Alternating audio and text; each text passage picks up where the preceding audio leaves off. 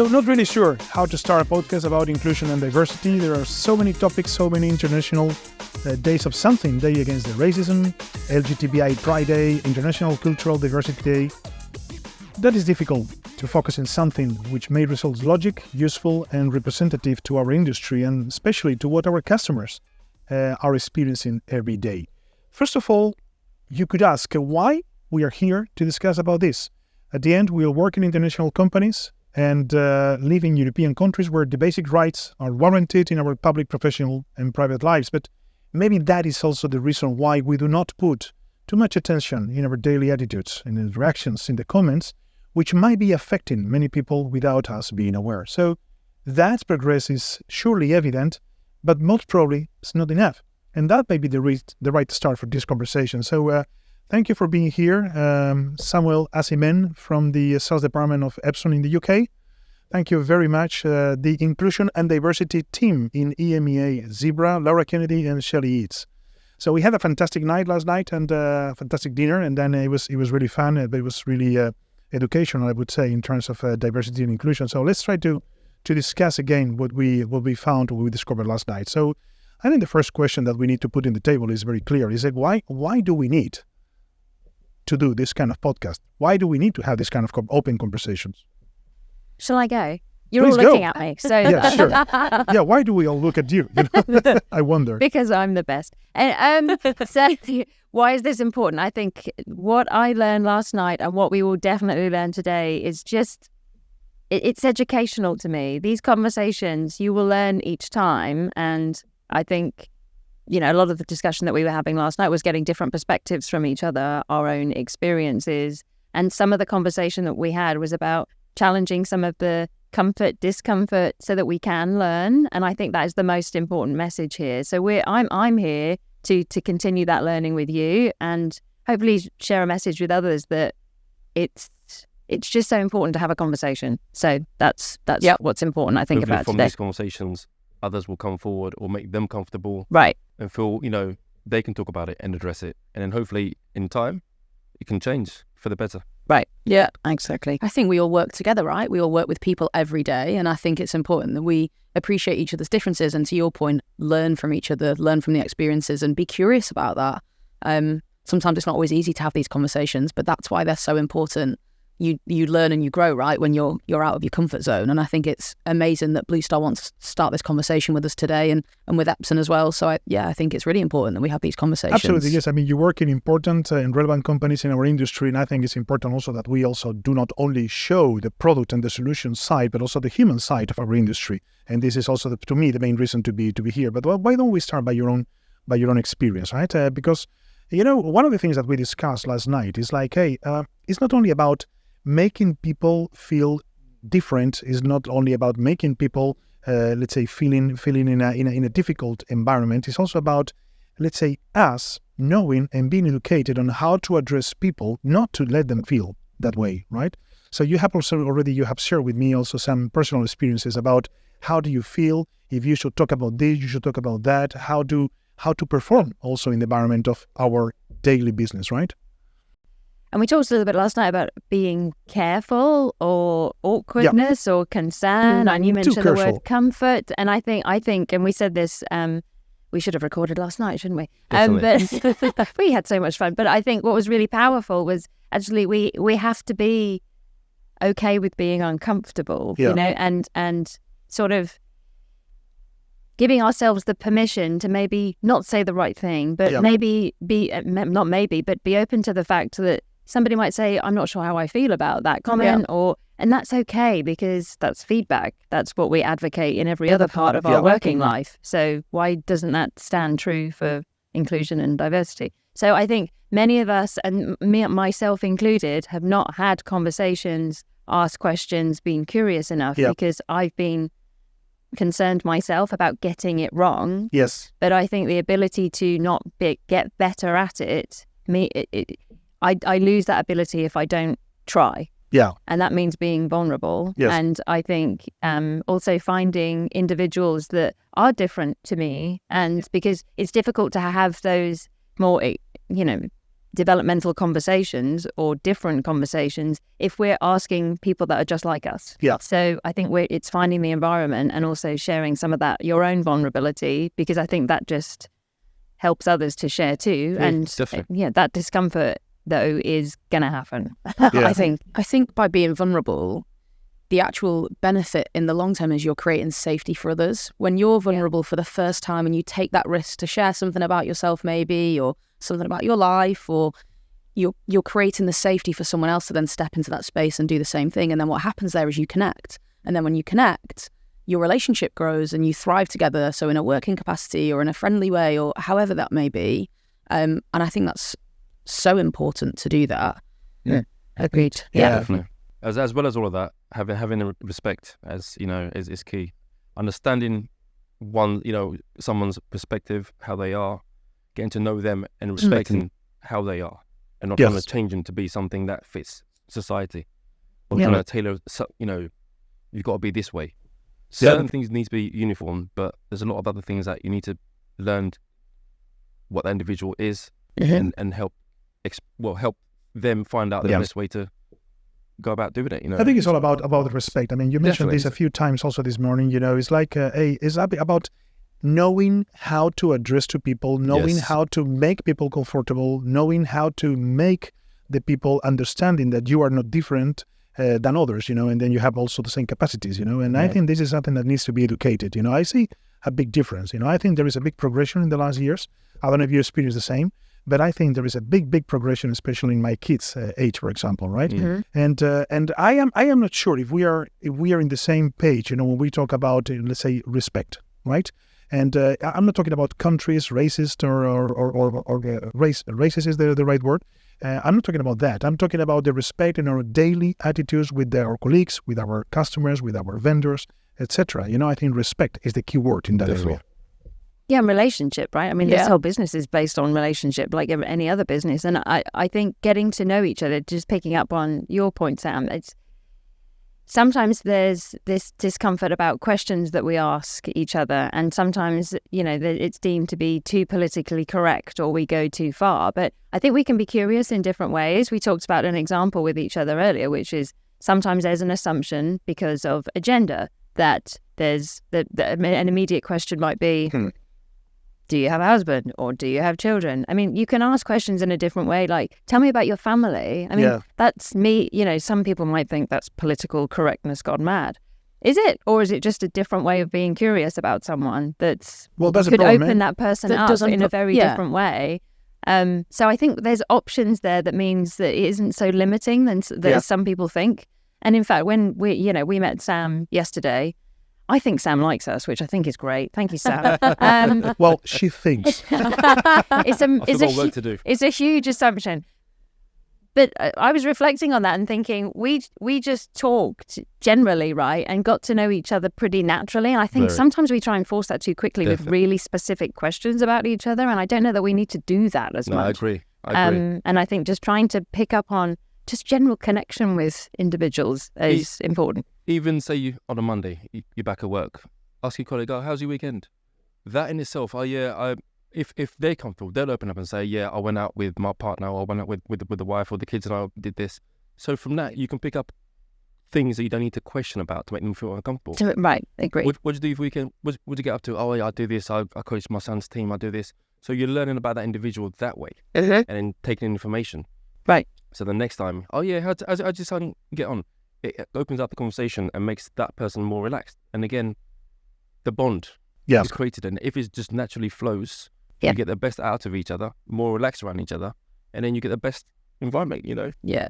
And when you're connecting with each other like that, you're encouraging each other to share from the personal side initially, which is safe. But then naturally, when that plays out in a work environment, people are more likely to share up their ideas or offer their thoughts because you've got that safety and that connection that's been built. And I think... And they're relaxed. 100%. And I think now more than ever, in light of where we've been in the last 2 or 3 years, I think that's so important, right? Yeah. I think that's something that we all felt for a period of time, that loss of connection to each other.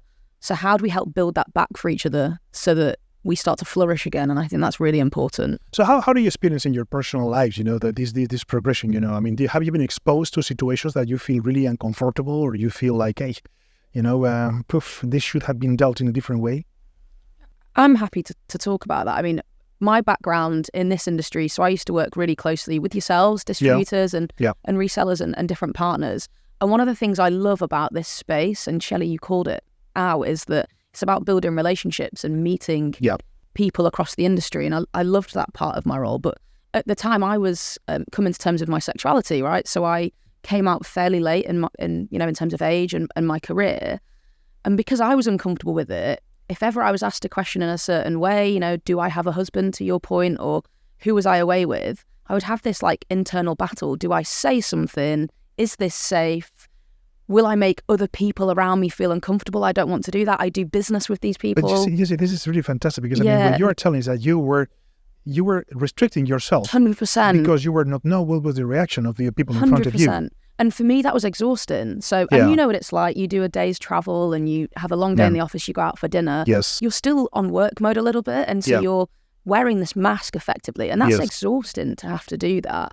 And I think, one thing that I will say is that over time, there's this trust and there's this safety. So you naturally will share little, you might not be quizzed. And so you might share a little piece about, I was away with my partner. And the next time I might then say, she did this, or her name is this, and then it becomes a bit more comfortable. And it's, for me, I definitely think there's been progress. I think I feel a lot more comfortable, and I think hopefully others would feel the same. But I do think there's been times where we all as individuals may hold something back for fear of, will that be judged? Which is natural too. 100%.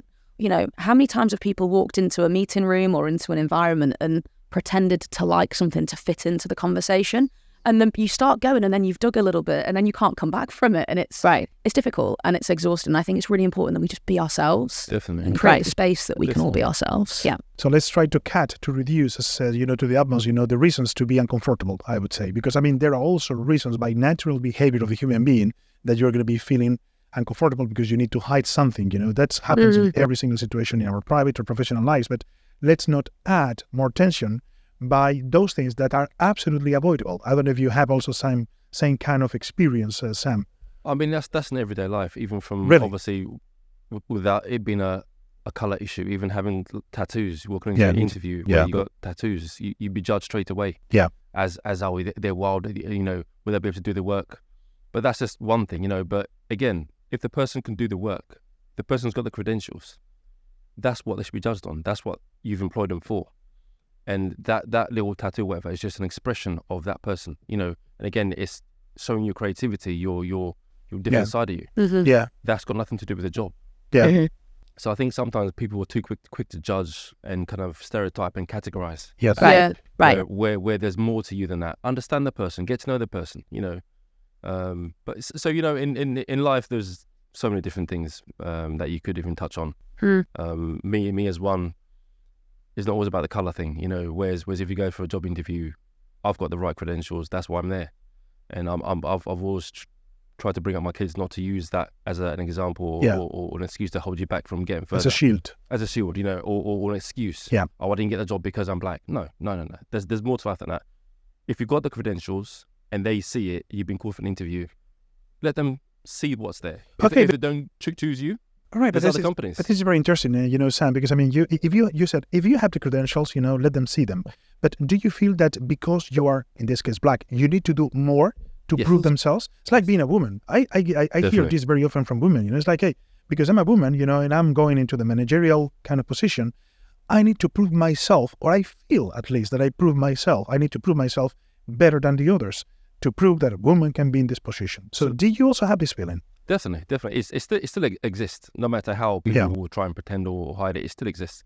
Whereas I will say to my kids, if you do everything you can, and if someone different colour to you has got the same grades as you, you need to go that bit further in case, just to prove your point, because and even then still, you may not get the job because they prefer that person whose grades are slightly less or their CV is slightly better than you, but that's society. But it's you can't let that hold you back. If you go for the best you can be, then you be or should be rewarded. Right. And I think the power of this podcast is hearing things like that, right? I mean, how often do we hear those different perspectives to get to understand them? Yeah. And I think and there is discomfort in that, right? As a person that is white, when I hear things like that, I feel uncomfortable. Wow, right? Exactly. And you feel part of the problem. I feel part of the problem. And I think, I think, and most recently, I've been working, Laura and I have been talking to organisations both in the UK and the US that are working to help with communities that are Black, African American, and we'll go into language in a minute and reference points, because that's made me feel uncomfortable. What do I say? Do I say Black? Engaging in that conversation is so uncomfortable, yet the power in asking those questions, and in fact, from organisations that I worked with, they've actually said, thank you for asking. We don't often get asked by white people. Yeah. Because often what we have to deal with is their discomfort.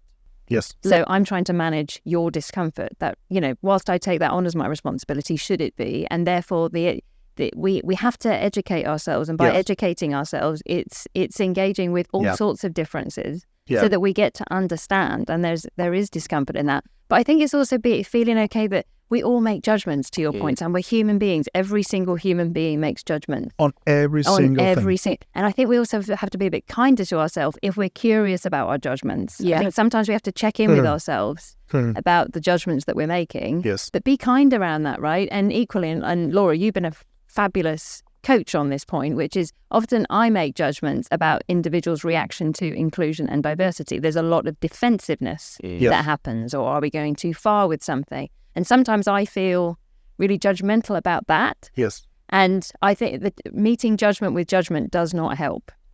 We have to try and counter the judgment with curiosity and being a bit kinder around that sometimes, because we're all starting from different places here. And I think we have to encourage that vulnerability and safety by recognizing that we're all starting at different places. But I think it all starts in education, right, and the kids, because, you don't have in your daily job, you don't have the same kind of people. You don't have the same, you don't talk to these people from the same countries, people from the same, let's say, education level, it depends, I think, of course, we all work in the same kind of environment, but there are many other environments outside there, Right. Yeah. So that's clear. So diversity, I think, is, as we said a few times, is not a trouble itself. Diversity is the way that you manage that diversity, which becomes a trouble.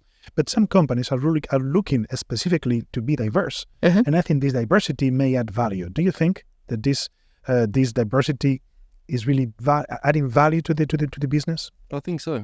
With how the world is and how it's going, as you mentioned, with youth in particular. Yeah, they embrace and see culture very differently to how we used to back in 10, 20 years ago.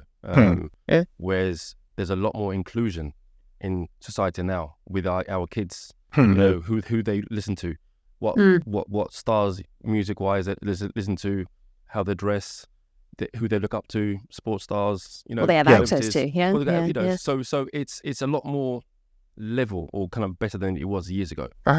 And even conversations that I think you mentioned last night, Paco, when you have conversation with your kids, how they react. Yes, absolutely. Because things are different mindset to how they see things, to how we see things, or how society has made the past be. Yeah. So there's progress. There are some things that, for example, on my age, with when I talk to my wife, and then there are some things that are probably not very polite, but they are assumed as being natural, and because we consider ourselves not racist, not machist, not something like that. But when we have this conversation in front of our kids, then it changes totally. It's really like, hey, you should not do this. You should not tell that. There is a total different perception on the way that we talk about these things. Definitely.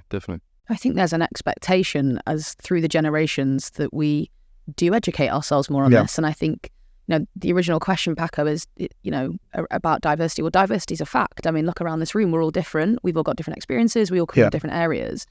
The inclusion bit, so diversity is the fact, inclusion's an act.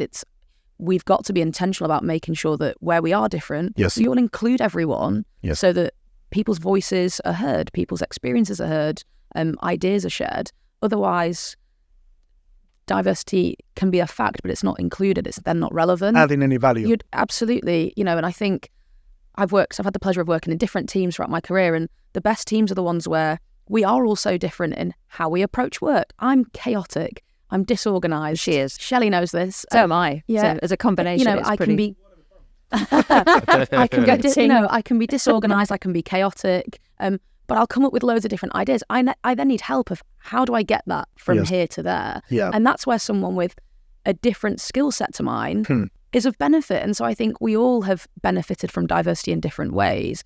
But I think sometimes we've got to recognise that sometimes people haven't felt included to the same level. So we've got to be intentional about how we make sure we involve everyone. That's how I think we need to look at this. And we all work in an international company. And I think that's the fact of diversity in that. And some of the things that I often think about is how I communicate. So when I have team members that are, their mother tongue is very diverse, and then they're reminding me about how I need to communicate so that I'm understood.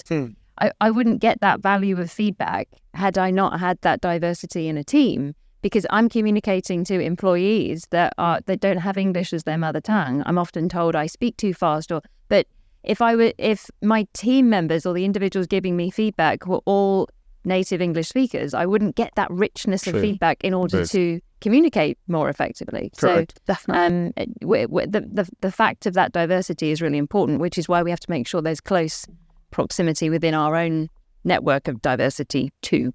And again, walking in any offices today, the first thing I said was how it was good that you got so many different nationalities within your office. Yes. Yeah, amazing. You got Moroccan background, Venezuelan, and it's nice because it's you can feel it. You can feel it. Yeah. It's nice. It's at the end of the day, we are all on one world, and all one would have to get on. So it's nice that you got different cultures. Yes, but I mean, in our case, I think what you mentioned is very important. It's not about being diverse. We are not looking for diversity specifically, you know. But yes, as you have seen in our office today here in Barcelona, it's like, hey, we have a diverse team, from people, and that is adding value. But it's the inclusion, is that the effort to make these people feeling part of a team without looking where you're coming from or what color your skin is. And this is where the value add is. And this is where you start to make the people express themselves and to add value to your personal lives and, of course, to the company, because the company is richer if you have this kind of environment. Diversity is wasted if we don't involve everyone and hear everyone's thoughts, opinions, and shared ideas. And I think we've all got to challenge ourselves when we're making decisions. Yep. Who is it that I'm checking this with? Is it someone that looks and sounds like me and that I know will have the same thoughts as me just to get it through the door? Or actually, can I make this piece of work better, this program better, this project better, if I'm thinking of who else am I involving in this along the way? And I think, to your point, we've got to catch ourselves sometimes to make sure that we pause and involve others, or we be curious and can I challenge myself in a different way by getting a different perspective here?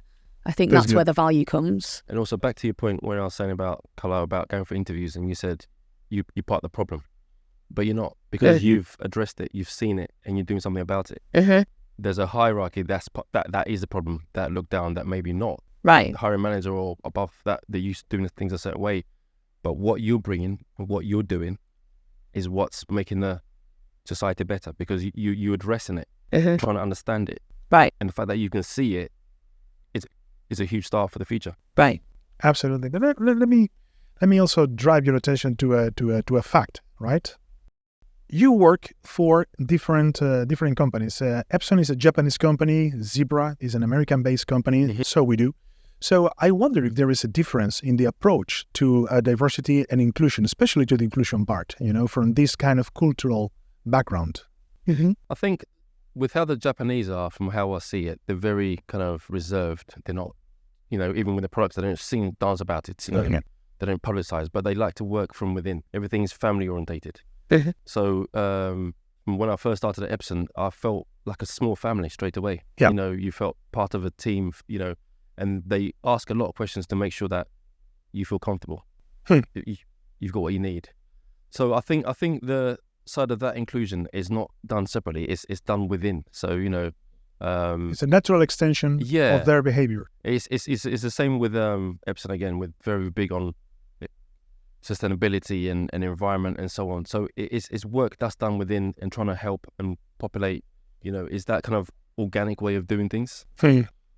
So it's something that's noticeable when you're in it, especially when you hear other companies are different, other companies are this way. So it's a nice environment to be in. Because that's the question. You need to put your company in a perspective with other companies, right? Yes, and to see this is where that's when you see it, where you're aligned or not aligned, right? Yeah. And being American, is that a big difference for you? Because you both are British, so maybe there is also an internal kind of. I mean, I'm not sure our sense of humour is always understood, but but we find ourselves funny, so that's important. You think you're funny? That's what.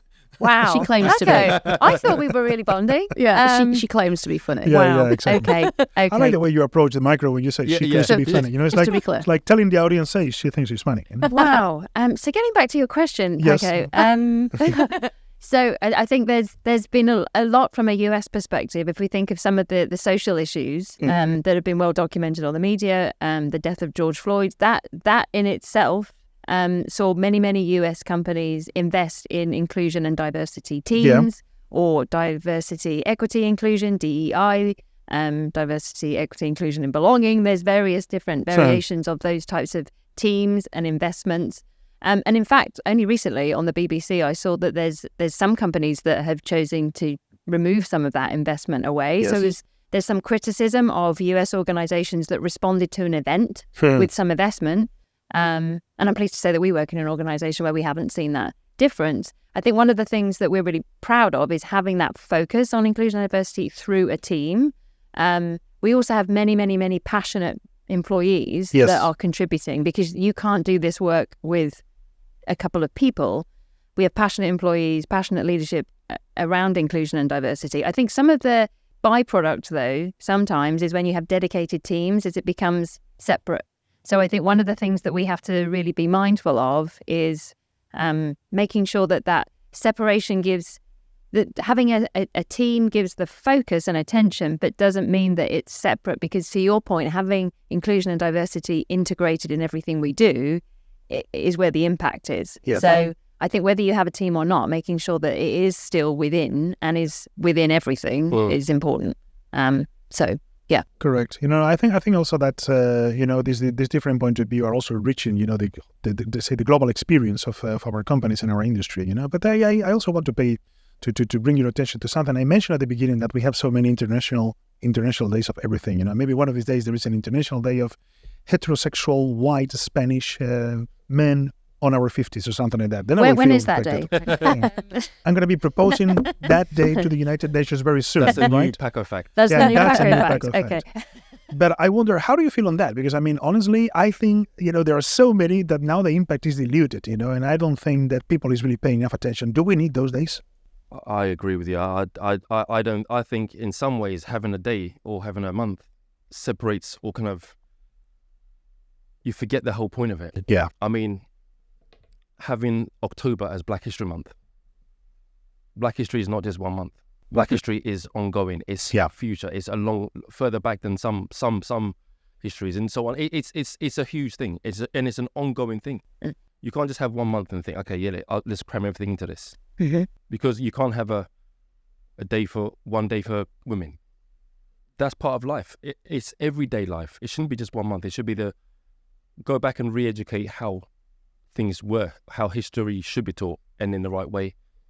But maybe those are tools that are needed now to bring the people's attention into a point that maybe they don't think about. Then put in a curriculum. Don't put it in 1 month, because then the focus is in that 1 month, then or that 1 day for something else, and then the rest of the time, what is it forgotten? Is it not important? Yeah, it's you know, and again, is it like a tick box, just to look like something's been done, or is it an actual thing? Because 1 month isn't enough. It's an ongoing thing. I think that it's really important. We can't have days or months for tick box. For me, I think days and months can be important in terms of having a time to reflect and recognise the progress that has been made, the work that has been done, the struggles that some people have been through that, you know, maybe I can't appreciate, but I can, to the point earlier, I can learn and educate myself. For me, it's important then, though, that the impact lasts longer than the day or the month, right? We can't have a day for the sake of having a day. It's about, what have I learned on that day? What am I going to do as an individual to challenge myself maybe with some of the learning that I've taken from this day or from this month, or that I've heard this day or this month? And how am I going to apply that in my day-to-day, as you say, Sam? So I think, for me, I think the days and the months can be important so long as there is an impact. And what I hate to see is organisations that celebrate a day or a month, but then put no commitment or effort into fighting for the causes that those months represent. And so I think it's an empty that can't happen. And I think, you know, that's where as an organisation, you've really got to ask yourself, what am I doing this day for, and what am I celebrating or pointing towards this day or this month for? Is it to look a certain way, or is it because I'm truly committed to learning and changing and creating a better environment for what this group or this community or this day represents. Mm-hmm. Yeah.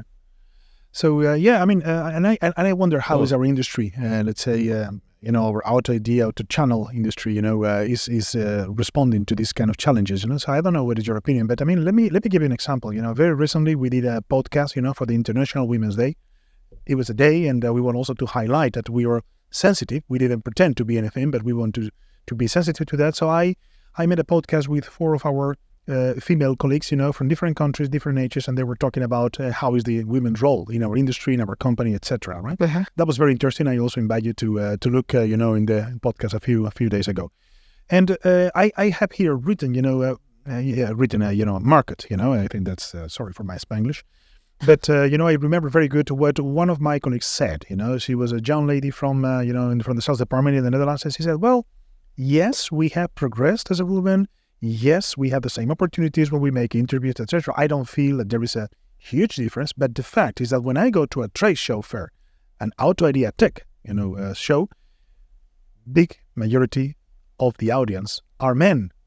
So we might not have changed that much. Well, I wonder if we are also you experience also the same in our industry. You visit every single trade show fair, colleagues in many other, let's say, companies, competitors, colleagues, etc. So do you think that we are also in our industry experiencing this in the right way? I think it's a challenge for all of us, and I think we'd all be really honest with ourselves to say there's more that we could do, right? And there's more progress that we would like to see. Yeah. And I think that's what's great about having these discussions together, right? Because we can't make the change alone.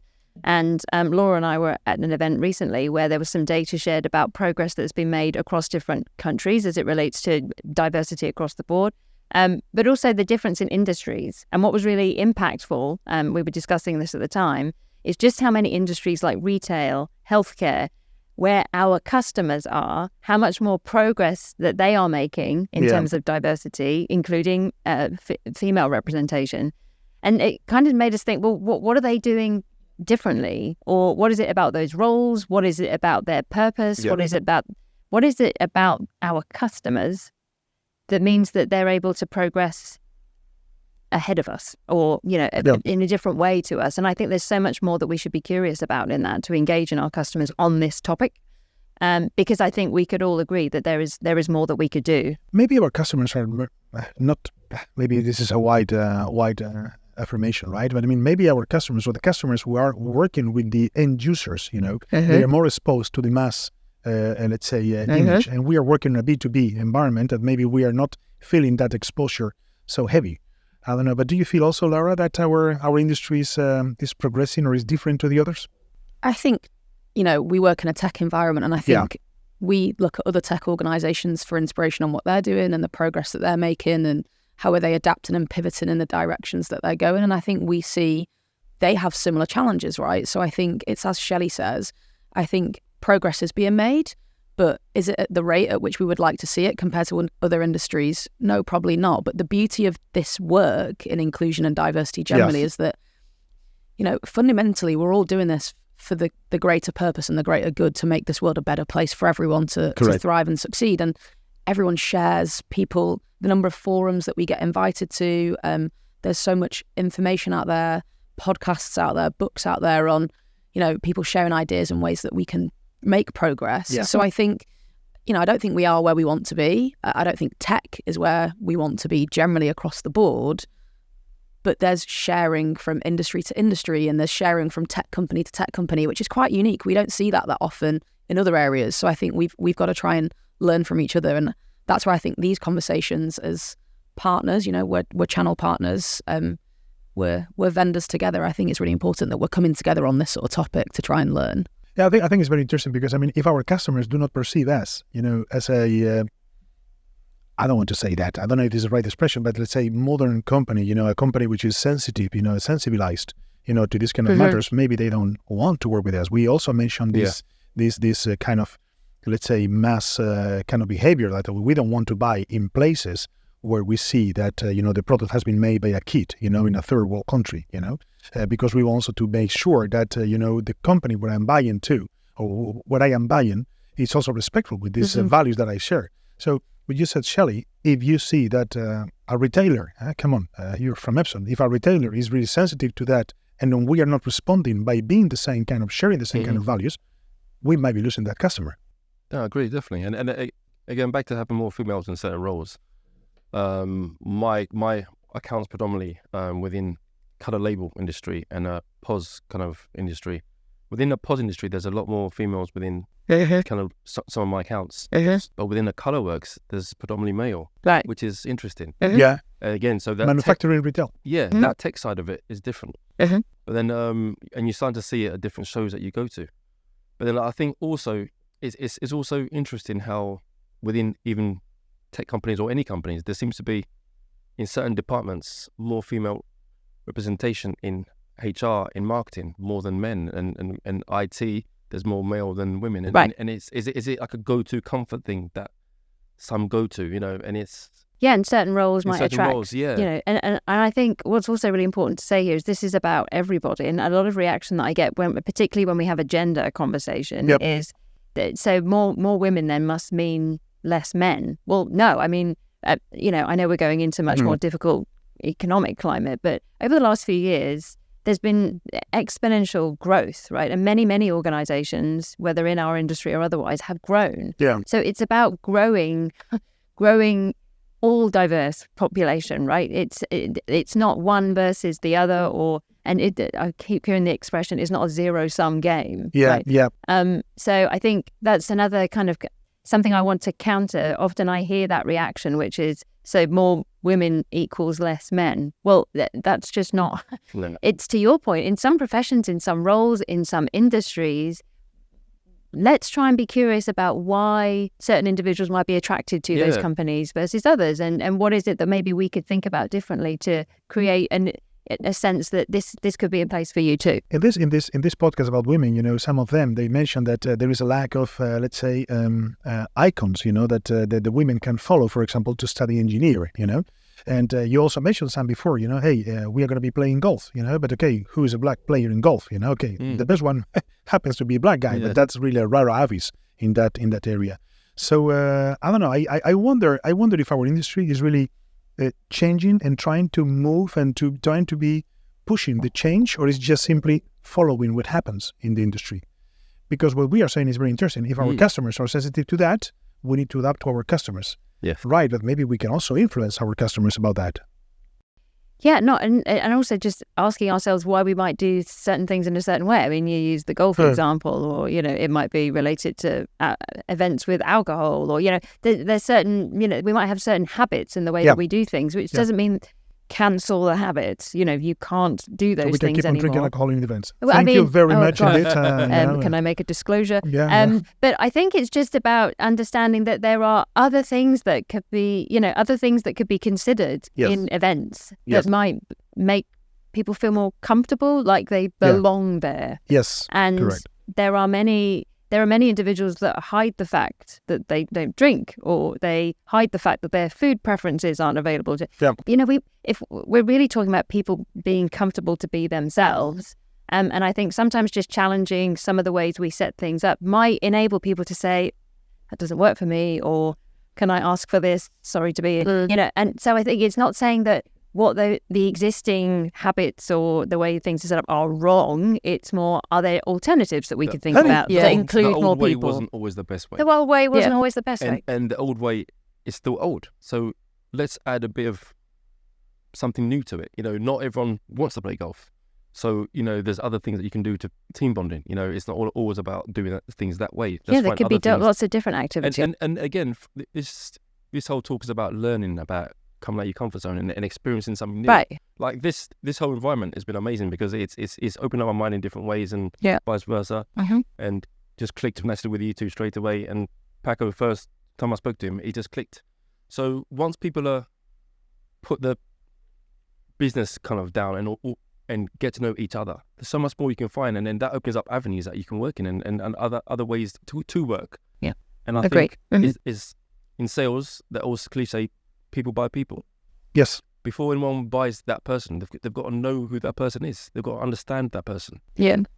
read that person. I think it's also that the person makes a difference, Yes, right? definitely. Because basically we all need to sell printers which are... If you don't trust that person, Exactly. why would you buy from it? No, absolutely. But this is what I mean. That is the difference. This is the value that you put on that. Because of course you have to sell printers. You have printers, you have printers, and then the printer itself needs to be good, needs to work, needs to be efficient, needs to be this, needs to be that, has to get a good price, etc. But at the end, you have many of those. Yes. With the same level, or more or less the same level of quality. So what makes a difference is the people. Definitely. It's the society that we are building behind that. Well, I think, people by people, and I think there's an expectation on companies to be just that, right? Be more people, be more Focused. human. Yes. I think particularly as generations are coming through into the workplace, I think there's definitely an expectation that you've got to show up and have responses and have a value set and have a purpose. I think that's so much more important. And I think, to your point, Sam, people by people. So let's, as brands, be people, right? Let's be more human and let's show up and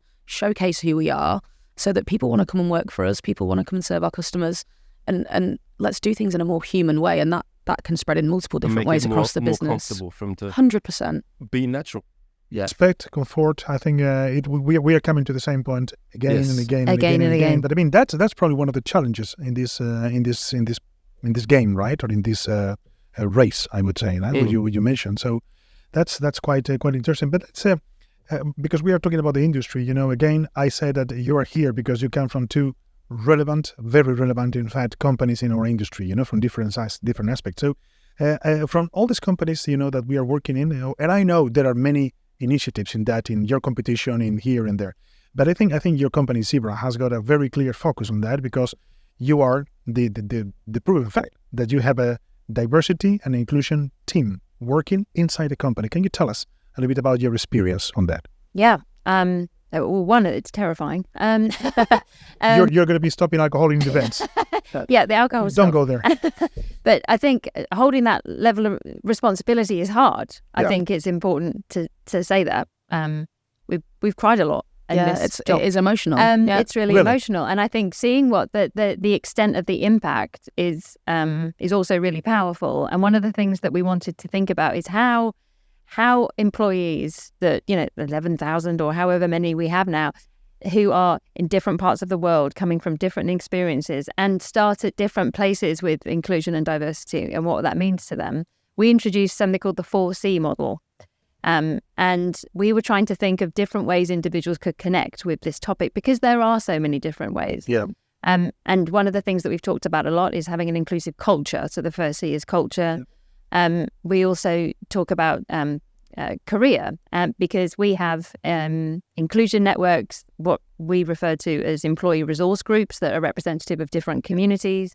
We see that as something that helps you develop mentally, that we see those opportunities. Working in inclusion and diversity is about developing your mindset, developing you, that we see is the second C of career. That's one component of developing your career. There's a cross-section there with community, which is the next C. So we are trying so much more to work in society. Many companies that are doing well in inclusion and diversity have a huge impact in society. How do we encourage young girls into STEM? How do we look at the different social economic statuses in our countries and ensure that there's access to education to make sure that they have employment opportunities that are so different to today? That's the third C, that we are advancing that, which has an intersect with career, because by going and volunteering, and by the way, working with the younger generation is very developmental and challenging, right? And then the final... Is that a statement? Is a personal statement? That's my own personal statement of my own experiences. The 15-year-old in particular. No, take that out.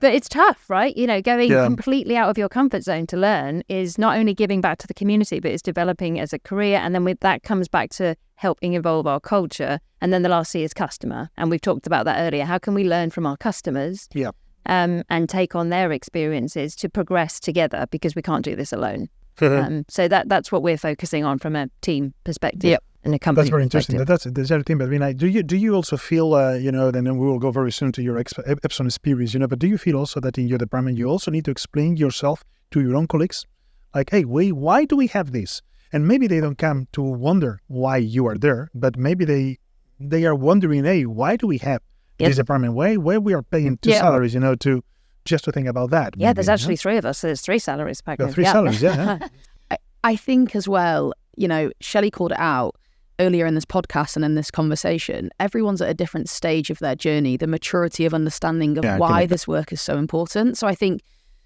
it can be tough. You have conversations where you have people saying, hey, we're not doing enough and we need to do more, and why aren't we doing this and why aren't we doing that?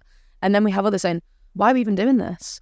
And it's, to Shelley's point, right, you've got to meet people where they are on their journey and say, hey, that's a really interesting place where you are. Talk me through why you feel like that. You can tell the way someone asks a certain question where they're coming from. So I think it's about just being open-minded, being curious to say, hey, why do you feel like that? Tell me where you are, and then let's talk about it, and let's, have a conversation like we're having today to help educate each other. So yeah, you can get questions like that. But I think by and large, I think we've got a really, strong commitment from the vast majority of our employees at Zebra that get why we're here and see the benefit of what we're doing, because it contributes to the culture that we've got. People want to thrive at work. People want to connect at work. And if we don't have a culture that enables that, and inclusion and diversity is a huge part of that culture, then people won't want to be there. So I think everyone sees the benefit from it. It's just they don't necessarily know how to express that. Talking about the benefits, that's something that is, in my mind, very difficult to measure, right? But then when we were also talking last night about that, and then you mentioned something like, hey, retention. Hey, then we are coming to points which are factual, which are really, let's say, impacting every single company, now. So now we are starting to see, results which are absolutely unstable to anyone. So, maybe you can mention that, because I was wondering, how do you measure that this policy, this cultural company is really working? I mean, it's at the end, of course, it's all about selling more printers. Can we just reduce that to that? Probably not. But there are facts behind. Yeah, there absolutely. And I think it comes from, it comes right through from hiring. And you talked about, interviewing experiences. But if you are the first person to be coming in that looks like you or comes from a certain background, you've also got to, feel this sense of belonging, right? And this is where having our inclusion networks or ERGs, they give a place for individuals to go and get a sense of community where they might not otherwise get it in their local country, perhaps. So I think that sense of belonging leads to retention. And I don't just mean that for the newer employees, that goes to all employees. Correct. We have a vast range of tenures that we're really proud of, that gives a richness to our company. But the cost to us is through retention, through attrition and people leaving the organization. And that's a huge, significant cost. And there's studies that have been done in the US, and there was one in MIT. This is going to make me sound more intelligent than I am. But there was a study that was done around why individuals were leaving through I say so-called Great Resignation, because I think there were pockets of that. But the biggest reason why people leave is cultures, right? And they called it in this study toxic cultures, and a big contributor to a bad culture is lack of inclusion. Correct. So if you're not including, if you're not creating a sense of belonging, then you are going to get attrition. Correct. And you are going to experience a great resignation. And if you haven't done today, then you're doing a great job, but you have to keep that up because the cost is huge. Absolutely, absolutely. How is Epson experiencing this? I mean, you already mentioned before, Sam, that it's not like you have a specific team, but by default, the culture of the company is really bringing the complete team into that kind of mood. I mean, before even going into that, I think what these two ladies are doing is fantastic. The fact that they've cried about it shows the passion and the empathy that they've got, and the world needs more like you two in terms of how you're gonna make me cry again, Sam.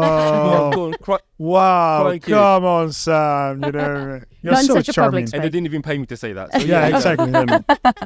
So I think it's all the work going in, and I think sometimes we'd even be surprised who needs this knowledge, who needs to understand it. Yeah. We're thinking about kids and so, but sometimes it's the adults that have been higher up that need to understand it even more. Yeah. They are so set on their ways of how they've always done it, their prehistoric ways of thinking, that they need to learn. And I think we learn best from kids. I learn a lot from my kids as to what's new, what's modern, what's new, certain terminologies, in my day it was called this. Why is it called that? Going off track. But in Epson, it's hard to measure now because I'm not in the office so much, and because of COVID, and because of as I work in, you often see a lot of people in the office, and I'd always see a mix in the office. Mm-hmm. It's hard now. You can't really go in the office and sit there because you've got certain people not in on certain days. But from my experiences, it's always been quite a nice blend. But going back to the George Floyd thing that you mentioned, I remember when it happened, a lot of my colleagues felt uncomfortable when we had team meetings. And around you around me, right? Or knowing whether to mention it because it was a topic. Yeah, right. But then thinking, should I mention it? And I could feel it. Yeah. Whereas one colleague of mine said, Sam, how do you feel about it? I was like, well, and again, this is Dale, because he just asks how it is because he knows he can ask me, and he knows he'll get me honestly, and then it's one of those things that you can just be open with. How did it feel to be asked? Was it better that your colleague brought that up? It was nice. Because it was better. Yeah, because it showed one that he cared. Yeah. 2 that is on his mind, and 3 I love the fact that it wasn't going to be plain on his mind that he could just ask. Yeah. And then when we talked about it, it's like, I never saw it that way. So that helped him see it a different way. Yeah. How someone else may have think about it this way and how it looked this way. And he was upset in certain points about it, and other friends would be, and other colleagues as well. I know they are, but didn't necessarily want to ask, but they could see. Right. But it's something that no one should feel uncomfortable being asked or talking about. Again, going back to, it's society where you should be able to say, oh, that black guy or that white guy, and not feel like, should I say coloured? Some people prefer this, some people prefer that. We could go on all day as to what people prefer. But, you should be open enough and work close enough to be able to say what is comfortable. Yeah. And it won't feel right for all. And it will only be uncomfortable for those that you don't know because you haven't had that conversation or had kind of bonded. But people around you should be able to have that conversation and it be comfortable. And you've come right back round to this whole... Sorry, I'm taking over the... I'm just sort of circling back here. You've come right back round... Please go on. Please go on. Right back round to... You have to overcome your own discomfort. Exactly. To broaden that connection and your own learning. So I think if we're seeking comfort, this is the wrong place. Absolutely. Yeah. Live in the discomfort because what comes out the other side is precious for everyone. Yeah. For everyone. So that's what I will advocate. Yeah, definitely. You're right. Thanks, Sam. I love you too. One of us Feel left out. Sorry, I love you as well. surprised. Maybe they're going to be proposing to you or something like that today. I mean, I would not be surprised, Sam. I mean, you're the perfect man for many reasons. Thank you. Don't expect that proposal from me. Don't expect that And that's proposal a from me. fact right there. Just stick with that one. Absolutely. Hey, you also mentioned something that also catch my attention before. It's like, hey, in when we are talking about the results of this kind of policy, and I was struggling to find, okay, is it only about selling more printers? At the end, of course, but there is much more things to see that way. And then you also mentioned something very interesting. A lot of investors in this moment, and we are in public companies, not myself, as you are in public companies, but a lot of investors are really looking to invest in companies which are sensitive to that kind of behavior. Yes. Right? Yeah. So that's something that to be honest, I didn't think about it. Yeah. But it's a fact. Yeah. And many investors, despite what judgments we might think about in terms of investors, pictures an investor in your mind. Well, I can tell you, I met an investor that was in their late 20s that was what some of us might describe as scruffy, untied shoes. But he was investing millions in a company that I was working with at the time and demanded that we did different things in how we treated our people, how we focused on inclusion and diversity, how sustainable we were as a company, because he wasn't going to tell his organization to invest money in a company that was not paying attention to those things. He represents a different wave of investors. And also there's countries like the US that are being really deliberate about, how they look at their investments and how we report as a company as well. And I think there's also, there's things that we haven't even touched on in terms of product development, right? We've talked about product a couple of times, but having diversity and having different perspectives on how we are developing products means that we can then engage with a whole broader range of customers that are going to be using and interfacing with our products. Yes. We haven't talked about different abilities or, and we so much to cram in, but that's another value, right? And investors will pay attention to that too. How are you developing your products that are progressive for different consumers of your devices and solutions? So there's so much in that. It's all about relationships, right? I mean, you want to have also your personal life. You want to have friends, and if you have friends, they will support you. They will buy from you. They will be your suppliers, etc. And then you want to have a good image to your ecosystem. Yeah. And that is absolutely something that we need. Yeah. So that's absolutely great. So which are the takeaways from this podcast? What do you think? What are the challenges? What we need to do? What we can do? keep incentivizing the good behavior, keep educating, keep learning, and keep having open conversations like this. Keep going past barriers where you're uncomfortable. If say you want to ask a colleague who may be gay or whatever separately, pull them aside and say, you know what, I've been meaning to ask you this. I hope you don't get offended. Blah blah blah blah. Have the conversation, and if you don't, it's going to be playing on your mind. You're going to be tiptoeing around people, and it just gets, it kills the environment. Yeah, we should be able to be open, especially amongst good colleagues and colleagues at your environment, because we spend a lot of time at work. So we've got to be comfortable around each other. And hopefully, then the generations from that will see how it feels, how it should feel working together, and all the good work you guys are doing. It can adds value. Absolutely, that's value. Your takeaways, Laura? Yeah, I think I would add to that. I think, as individuals, it's on all of us to be curious. So Shelley talked about it. We're a small team and an inclusion and diversity team at Zebra, but there's 10,000 of us that are part of that same team, and if we should all be curious to just create a better environment for everyone. And I think one thing that I would always say as well is, like, in those conversations, right, when you're pushing yourself out of your comfort zone, when you're truly listening to what's being said to you, seek to really understand. Don't just seek to respond and, what am I taking from what this person is saying to me, and how am I going to think about that, and then what am I going to do with that information in my small day-to-day behaviours, because I think that's where the real value comes. Definitely. So seek to understand would be my takeaway. Nice. Thanks. Yes. Both of you. Nice. I mean, you're the boss. Now you're exposed to Gosh, what to can I say higher level. Pressure. I think I want to come back to this discomfort. I don't want people to feel like they're, hugely exposing themselves. But the thing is, any learning comes from the discomfort. And I go back to the point that you raised, right? If somebody asking you in that moment was overcoming their own discomfort to care about you and to learn. So I think just seeing that discomfort as an opportunity for your own learning and meet yourself where you are, right? I mean, we're all uncomfortable, right? We're not comfortable. Hey, You're right. You're right. It is uncomfortable, and that's okay. And I think we have to support each other in that, and be forgiving when maybe you don't hear something that doesn't quite land very well, or maybe have a conversation and be curious about it. Encourage the conversation, I think, is the most powerful thing that you can do, and be vulnerable yourself in sharing your own experiences, because that normally helps others to feel safe in sharing too. Yeah, definitely. Well, I really want to thank you, because I learned a lot, last night, this morning, now during the podcast, it was great to hear, especially from people who has been exposed yourselves to situations that I might have not even imagined, right? And even if they can be harder or lighter, those are situations that I am not normally in. So thank you for helping me to understand certain things. And my takeaway is very, very simple. Shelley, I think it's great to see leader companies in our business, Epson, Zebra, which are having this kind of mentality. So I think that you are helping as a person, as you said before, that's great to have people which are involved, which are also sensitive to the feelings of people, but also companies which are having one way or another, a kind of sensitivity in this way to help not only our industry, but also to help the world making a better place to live. So thank you very much indeed, Sam, for being with us today.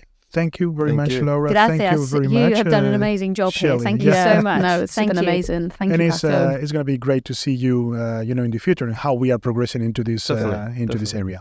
Thank you, and have a good feedback. Thank you. Thank you so much. Thank you.